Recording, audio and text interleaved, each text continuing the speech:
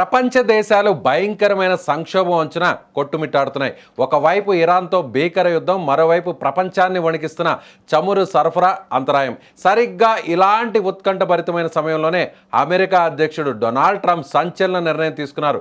ఎవరు ఊహించని విధంగా రష్యా అధ్యక్షుడు వ్లాదిమిర్ పుతిన్కు డైరెక్ట్గా కాల్ చేశారు.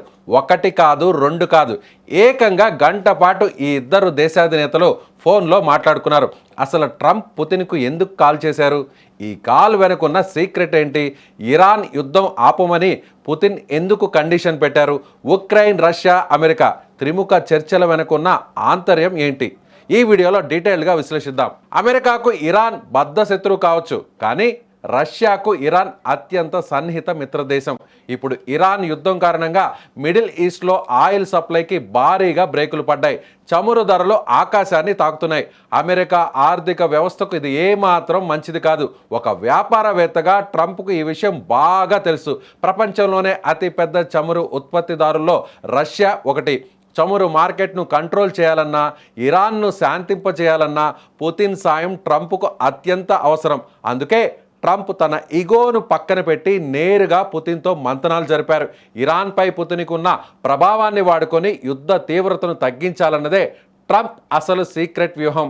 అయితే చెప్పగానే వెంటను తలూపే లీడర్ పుతిన్ కాదు.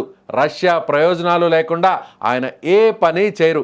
ఈ గంట పాటు జరిగిన చర్చల్లో పుతిన్ ట్రంప్ ముందు ఒక పవర్ఫుల్ కండిషన్ ఉంచినట్లు సమాచారం. ముందు ఇరాన్తో యుద్ధాన్ని ముగించండి అని పుతిన్ నేరుగా స్పష్టం చేశారు. ఇక్కడే అసలైన పాలిటిక్స్ మొదలయ్యాయి. ఈ ఫోన్ కాల్తో కేవలం ఇరాన్ మాత్రమే కాదు, ఉక్రెయిన్, రష్యా, అమెరికా త్రిముఖ చర్చలు కూడా ప్రస్తావనకు వచ్చింది. దీన్ని బట్టి ఒక విషయం స్పష్టంగా అర్థమవుతోంది. ఇరాన్ విషయంలో రష్యా సహకరిస్తే ఉక్రెయిన్ విషయంలో రష్యాకు అనుకూలంగా అమెరికా వ్యవహరిస్తుంది అనే ఒక భారీ డీల్ వీళ్ళిద్దరి మధ్య కుదిరినట్లు రాజకీయ విశ్లేషకులు ఇప్పుడు అంచనా వేస్తున్నారు.